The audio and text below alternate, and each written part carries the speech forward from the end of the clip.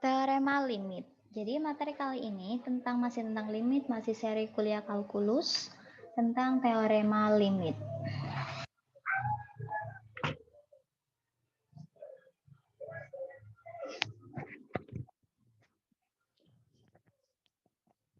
Misalkan saya punya bilangan bulat positif, yaitu N.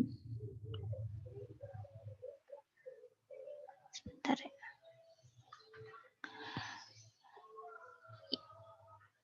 N itu adalah bilangan bulat positif, K adalah konstanta. Kalau F dan G itu adalah fungsi-fungsi yang mempunyai limit di C, ya.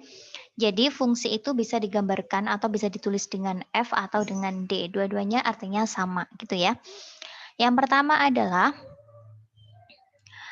kalau saya punya limit K, K adalah suatu konstanta atau suatu nilai yang tidak ada X atau Y-nya ya. Itu namanya konstanta.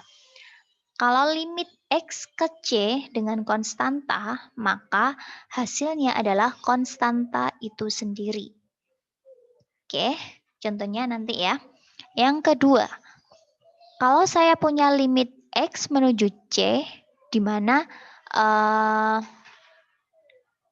X-nya itu adalah sebuah ya X ya, sebuah fungsi tapi hanya X saja, maka hasil dari limit itu adalah C. Yang ketiga, kalau saya punya limit K fx, maka limit itu bisa kita pisahkan menjadi K-nya di depan ya. Yang K-nya ini dipindah ke depan. K itu apa sih? Konstanta tadi ya. Konstantanya dipindah ke depan, kemudian limit fx x menuju C ya. Teorema yang keempat.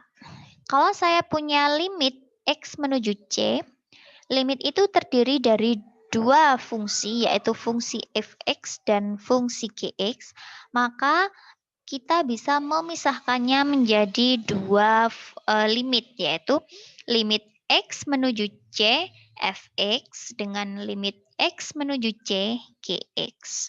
Ya. Untuk yang kelima, limit X menuju C, fx dikurangi dengan gx. Kita juga bisa memisahkannya, yaitu dengan cara limit X menuju C, fx dikurangi dengan limit X menuju C, gx. Ya, jadi kita bisa pisahkan.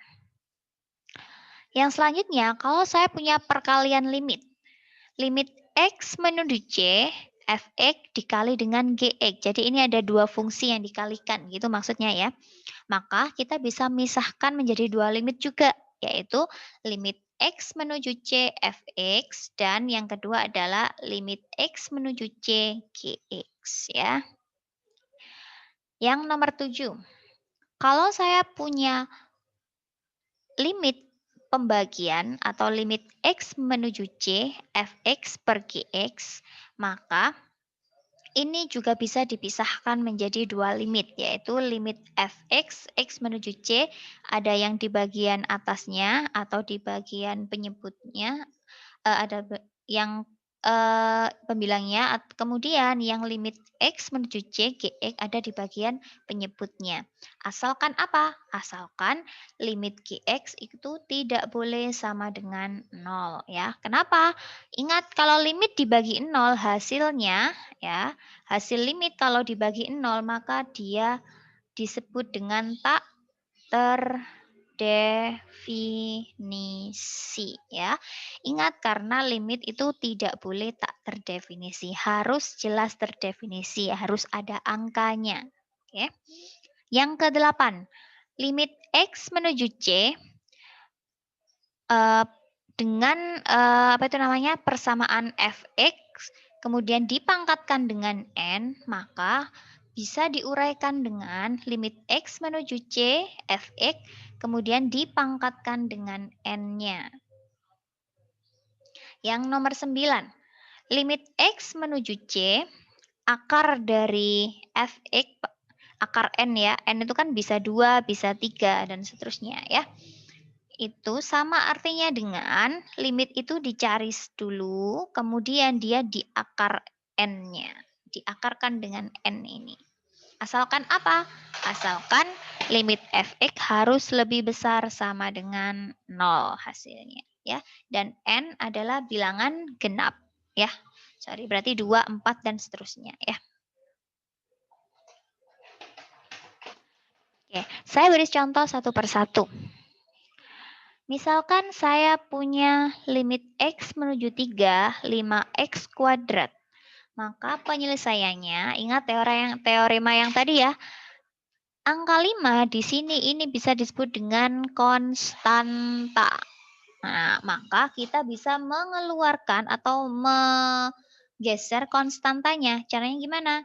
Ini 5 ditaruh di depan sehingga dia menjadi seperti ini. 5 limit x kuadrat x menuju 3 ya. Hasilnya gimana?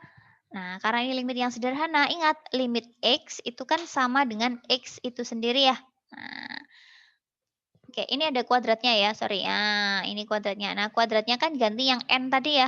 Dia akan pindah ke sini. Sehingga limit x menuju 3, caranya adalah, oke, saya uraikan satu-satu ya. Biar nggak bingung. Limit 5x kuadrat x menuju 3.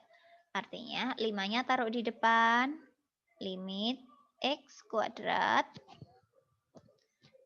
x menuju 3. Kemudian kuadratnya ini ya, yang kuadratnya ini kita bisa uraikan lagi, yaitu gimana?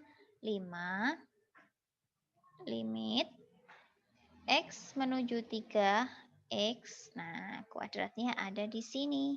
Nah, sehingga 5, ingat limit x menuju 3 kan berarti 3-nya saja yang harus kita masukkan ke x ya, 3. Nah, ini ada kuadratnya, jangan lupa kuadrat. Maka hasilnya adalah 5 dikali 3 kuadrat berapa? 3 kali 3, 9. Oke, 5 kali 9 sama dengan 45. Jadi, limit 5x kuadrat x menuju 3 hasilnya adalah 45. Ya, jadi ini terdefinisi. Ya, artinya apa? Limitnya ada ya. Limitnya ada. Oke, contoh yang ke-7. Saya punya limit x menuju 3, 5x kuadrat minus 20. Ini pakai teorema yang tadi ya, yang tentang pengurangan tadi. Yaitu, ini, limit x menuju 3. Oke, saya tulis dulu lagi di sini. Kemudian kita pisahkan masing-masing. Ini limit fx-nya yang tadi ya. Yang ini adalah gx-nya ya. Jadi kita pisahkan yang ini sendiri, yang ini sendiri. Sehingga hasilnya berapa? Limit x 5x kuadrat menuju 3 dikurangi dengan limit 20x menuju 3. Nah, 5x kuadrat kan tadi kita udah hitung ya yang ini. Nah, caranya sama kayak yang ini ya. Caranya sama kayak yang ini, sehingga hasilnya adalah 45. Nah, tinggal yang ini, limit 20x menuju 3 itu adalah, ingat apa tadi? Ini adalah konstanta. Ya, jadi limit konstanta hasilnya adalah konstanta itu sendiri. Sehingga 45 dikurangi 20 itu sama dengan 25. Ya, jadi limitnya apa? Ada atau terdefinisi. Oke, bisa dipahami. Saya lanjutkan. Oke, ini contoh yang ke-8. Saya punya limit x menuju 3 akar 5x kuadrat min 20 per x. Ya. Jadi ini bisa kita uraikan menjadi banyak ya. Yang pertama, kita uraikan pembagiannya dulu ya. Pembagiannya dulu ini. Nah, pernya ini kita uraikan dulu. Limit x menuju 3 akar 5x kuadrat min 20 per x. Kita tulis lagi di sini ini. Oke, kemudian kita bagi. Ingat, limit yang pembagian bisa dibagi atas dan bawahnya, pembilang dan penyebutnya. Ya, jadi dia menjadi ini fx-nya. Yang bawah ini adalah gx-nya. Oke. Nah, setelah itu kita bisa hitung lagi ya. Ini akar limit X menuju 3, 5X kuadrat min 20 per 3. Ya. Yang GX ini, ingat ya, limit X menuju 3, ya tinggal mengganti X-nya saja ini. Ya. Jadi ini kita hitung satu-satu. Ya. Selanjutnya, yang ini sama ya hitungannya kayak yang sebelumnya tadi ya. Sama kayak ini limitnya, cuman tinggal diakar aja ya.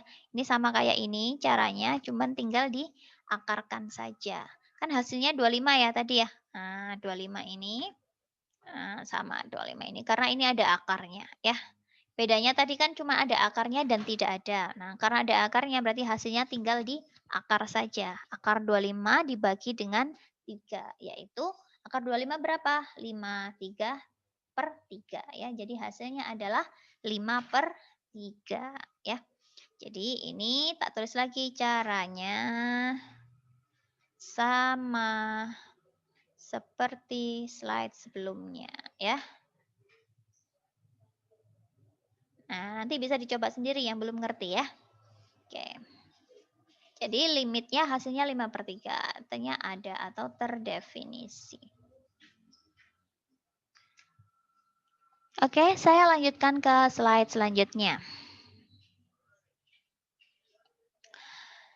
Nah, contoh nomor 9. Tentukan limit dari 7x pangkat 5 minus 10x pangkat 4 minus 3x plus 6x menuju 2. Jadi penyelesaiannya adalah yaitu langsung dimasukkan angka limit ini, ya, angka 2-nya pada persamaan ini.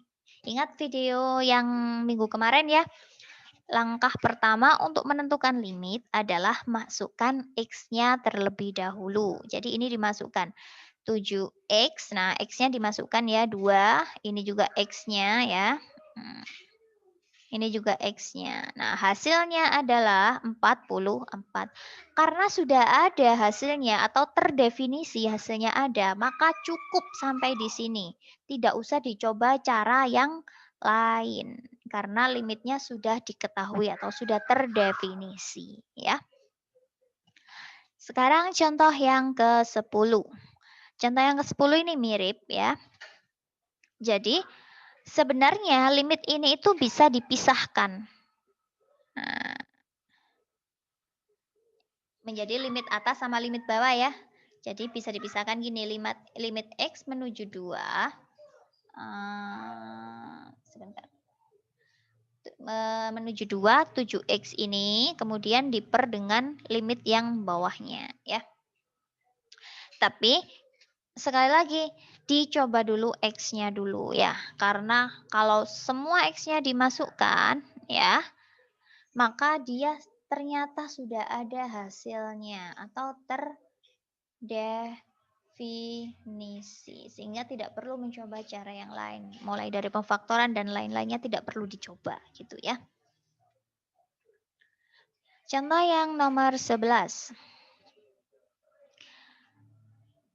Limit ini kalau diselesaikan ya, ini keterangannya di ini. Teorema 242 tidak dapat digunakan karena nilai penyebut di X sama dengan 1 adalah 0. Nah, ini kan 1 ya. Coba kalau kita masukkan, misalkan limit X menuju 1. X pangkat 3 berarti kan 1 pangkat 3 ya. Semua X-nya dimasukkan ya. 3 kali 1 ditambah 7. Dibagi dengan 1 kuadrat min 2 kali 1 plus 1.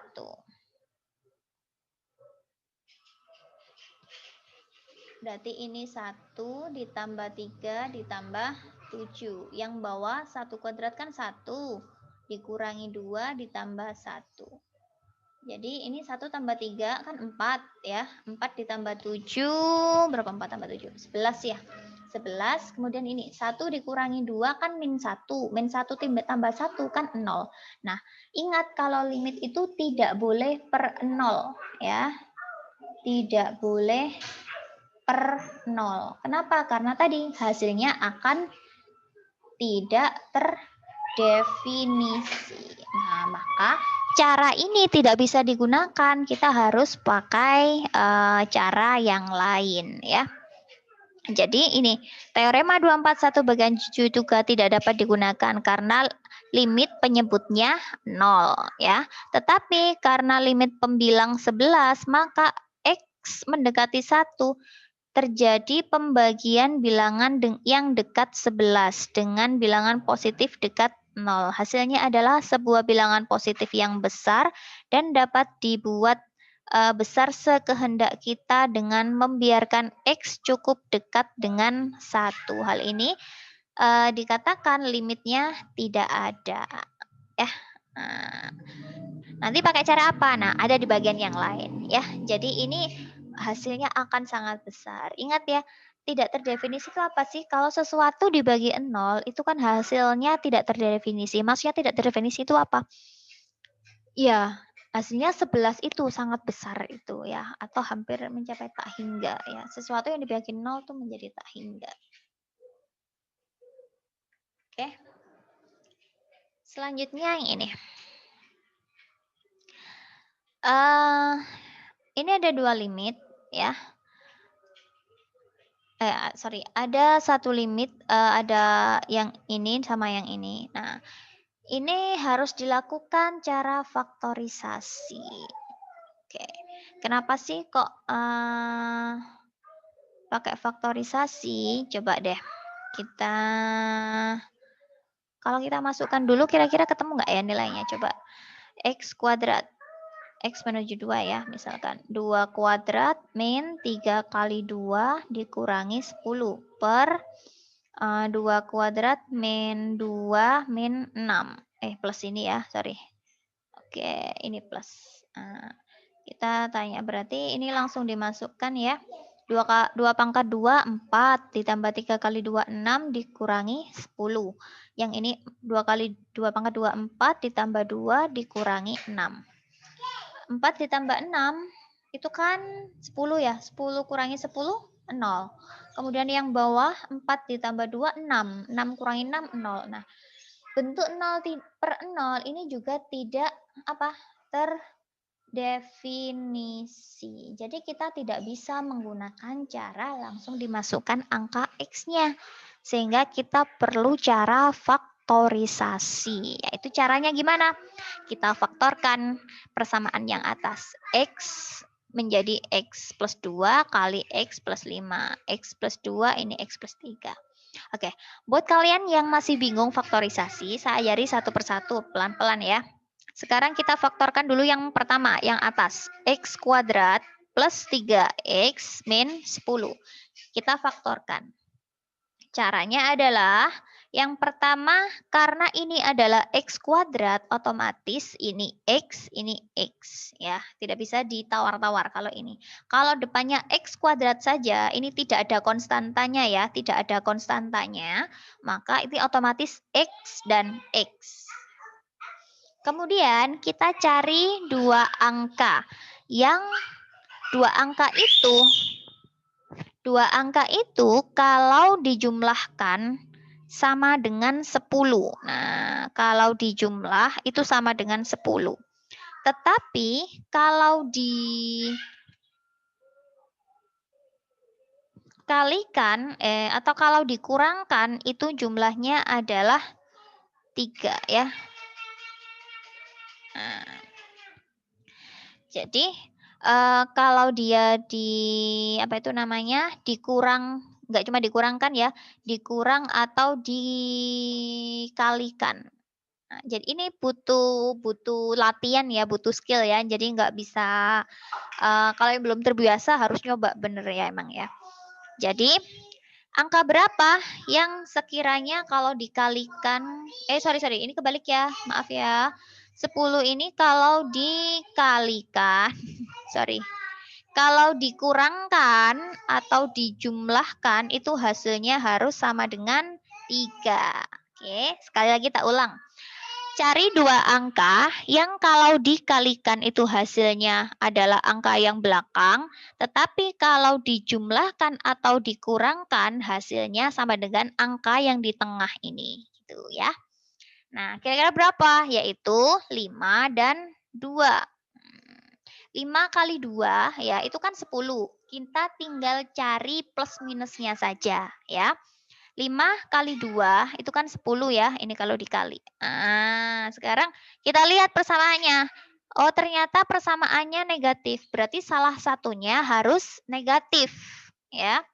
Karena salah satunya negatif, berarti berimbas ke angka yang sebelah sini. Dilihat angka yang sebelah sini. Angka yang sebelah sini ternyata negatif. Oh, berarti kalau dia negatif yang sebelah sini, otomatis yang besar dikurangi yang kecil harus nilainya menjadi negatif. Berapa? Nah, yaitu ini adalah, oh sorry. Ini plus ya, maaf. Keliru lagi. Ini plus ya. Nah, jadi karena hasilnya positif, harus positif, artinya kalau angka itu dijumlahkan atau dikurangkan, hasilnya positif. Maka yang nilainya besar ini bernilai positif, sedangkan angka yang satunya bernilai negatif. Sehingga kalau kita kalikan lagi ya, caranya biar ngecek ini benar atau enggak, caranya gini. X dikali X berarti X kuadrat. Kemudian yang ini, X dikali dengan 5 kan itu sama dengan plus 5X. Sekarang ganti yang ini. 2 dikali X. Ingat 2 ada minusnya ya, harus ditulis. Berarti min 2X. Kemudian 2 kita kali dengan 5. Minus 2 kali plus 5 itu kan sama dengan minus 10. Sehingga kalau dijumlahkan ini X kuadrat. Ini 5X plus 5X dikurangi 2X itu kan plus 3X. Ini min 10-nya tetap. Jadi hasilnya sama ya. Jadi faktorisasi dari X kuadrat plus 3X minus 10 itu adalah ini. X min 2 dikali dengan X min 5. Oke, sampai di sini ngerti ya? Oke, sekarang saya kasih contoh pemfaktoran yang selanjutnya. Di sini ya, contohnya ya. X kuadrat plus X min 6. Jadi cari dua angka, karena depannya X kuadrat berarti otomatis X dengan X. Cari dua angka yang kalau dia dikalikan jumlahnya 6. Yang kalau dijumlahkan jumlahnya adalah plus 1. Plus X itu kan artinya plus 1 ya. Nah, berapa? Yaitu angka 3 dan 2. Karena yang tengah ini positif, otomatis yang besar angkanya itu harus positif. Biar dia nanti ketemu positif yang tengah. Nah, kita cek, benar nggak? X kali X, berarti X kuadrat ya. Min 2 dikali dengan X, min 2X. Kemudian ini X kali 3 sama dengan plus 3X. Kemudian ini 2 dikali dengan 3 itu adalah min 6X kuadrat. Min 2 ditambah 3, utang 2 nyaurnya 3, berarti kan kelebihan 1 ya, berarti plus X min 6. Oke, hasilnya sama. Jadi hasil faktorisasi dari X kuadrat plus X min 6 itu adalah yang ini ya. X min 2 kali X plus 3. Nah, sehingga kita balik lagi ke sini sekarang ya. Kita balik ke sini ya sekarang ya. Jadi hasil pemfaktorannya ditulis. Kemudian kita coret yang sama. Nah, X plus 2 dengan X plus 2 ini kan sama, artinya saling membagi, saling menghabiskan, sehingga tinggal sisa yang ini saja kita tulis di sini. Nah, kalau sudah kita tulis, kita masukkan angkanya ya. X-nya tadi, X limitnya berapa? X menuju 2, berarti kan ini kita masukkan angkanya ya. 2 plus 5 ditambah 2 plus 3. Nah, ini jadinya sama kayak ini ya. 2 ditambah 5 kan 7. Kemudian 3 ditambah 2 kan 5. Berarti 7 per 5. Ini adalah hasilnya. Jadi hasil dari limit ini adalah 7 per 5. Oke, sampai di sini bisa difahami ya. Oke. Terima kasih.